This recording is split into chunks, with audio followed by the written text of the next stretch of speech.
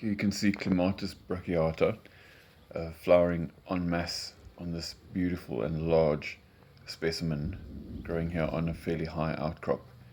The bees are buzzing and it's an absolute feast for the eyes and for the nose because the scent of these just drift in the wind. It's really amazing to see this clematis growing like this.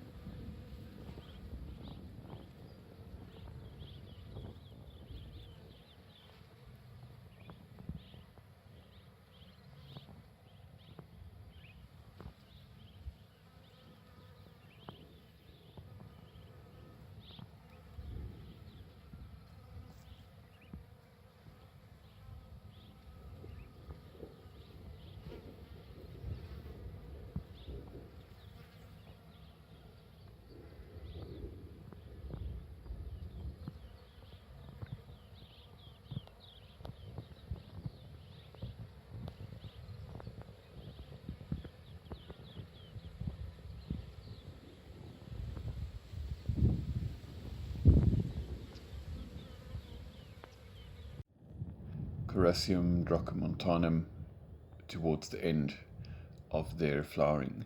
The entire spike will go black as the plant goes dormant.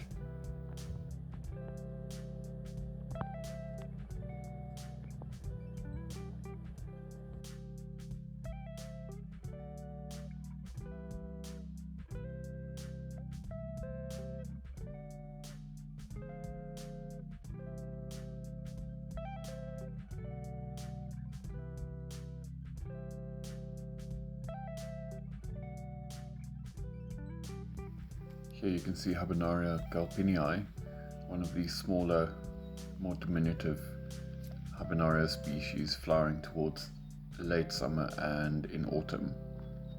They usually grow on rocky outcrops on sort of fairly high altitude spots. I guess they also get moisture from clouds that pass over these higher altitude spots and get the extra moisture from dew and things that collect on the grass and the rocks.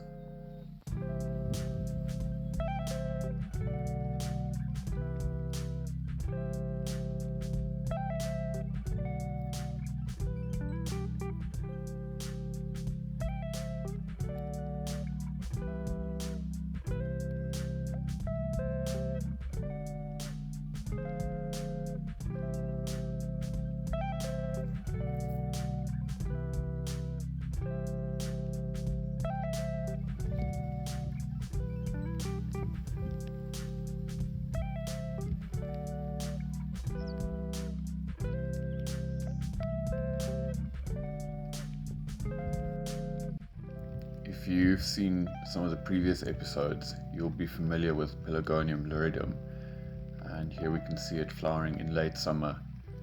So they usually start midsummer or early summer, and they'll flower on and off depending on rainfall and the area.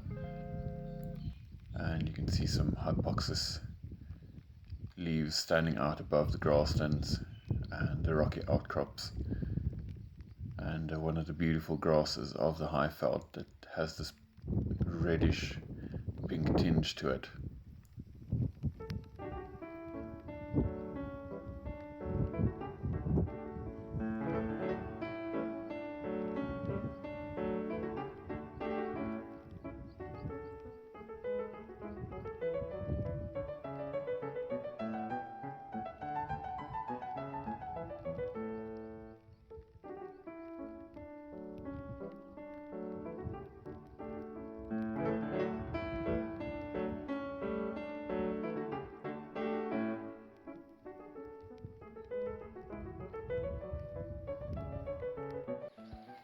So this is Disparis micrantha, growing here in sort of Afro-montane forest. So you might think the Highveld and most of southern Africa is just about grassland. But there are many different types of climates, microclimates, and habitats as well, from low altitude wetlands up higher to alpine zones. So it's a very unique and very diverse place to be.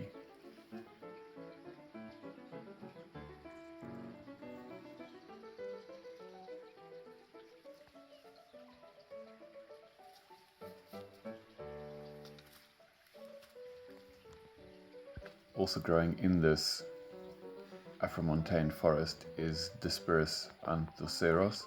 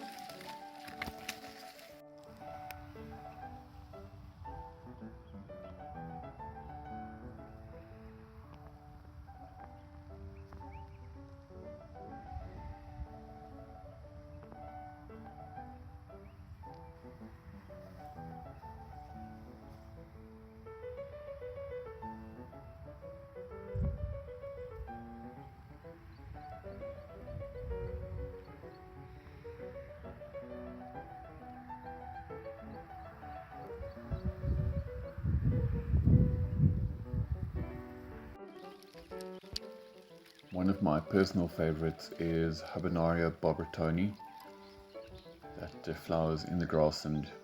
Although I have found this species in Afromontane forest as well, which shows their adaptability from open high grassland all the way down into Afromontane deep shade.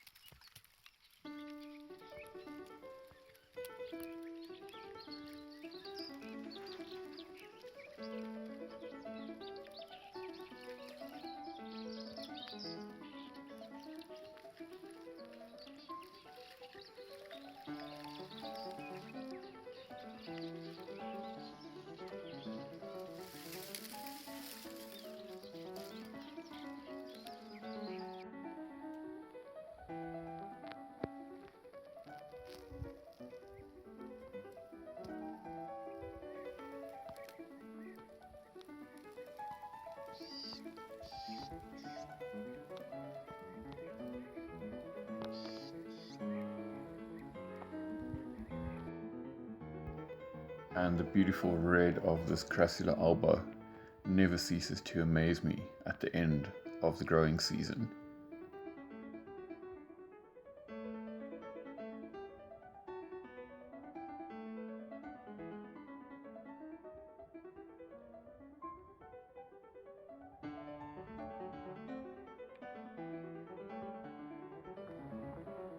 Another one of the more diminutive species is Habenaria pseudociliosa, which is actually quite beautiful, the green orchid in the grassland, also at the end of the season.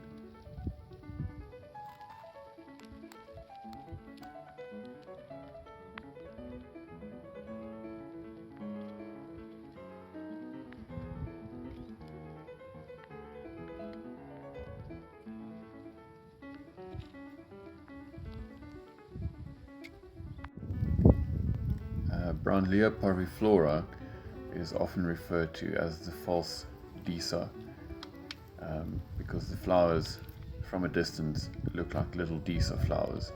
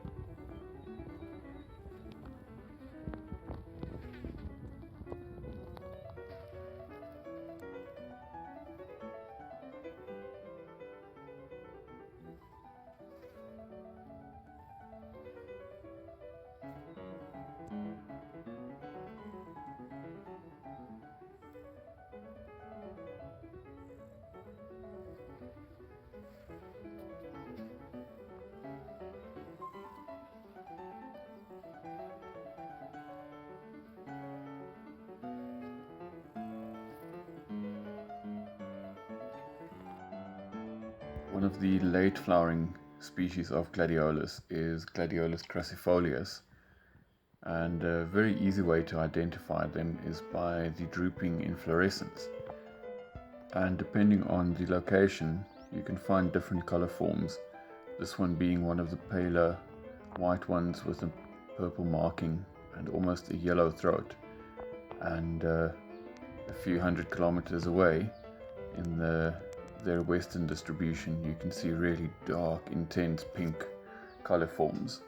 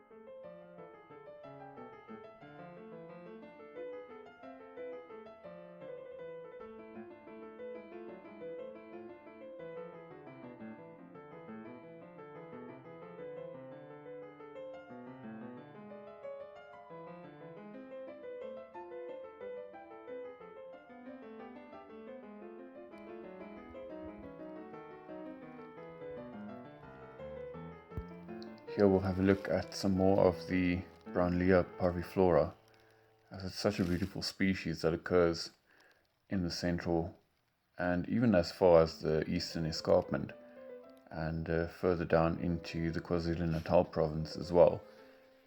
But for the central Highveld, I think it's a fairly rare find, and let's sort of have a look here at them in situ.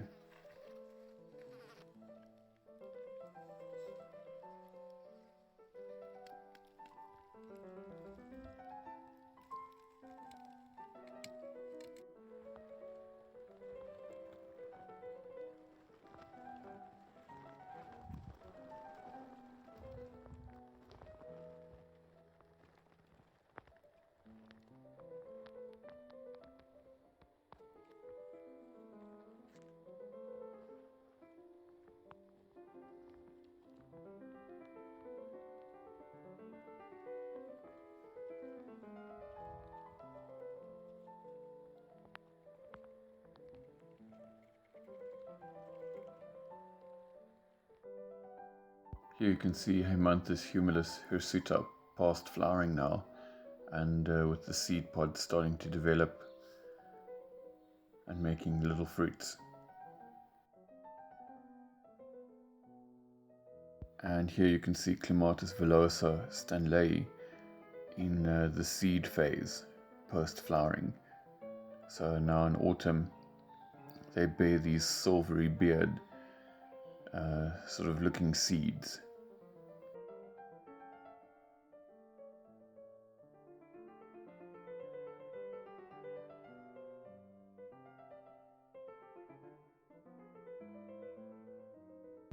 Thanks for watching, and see you in the next episode.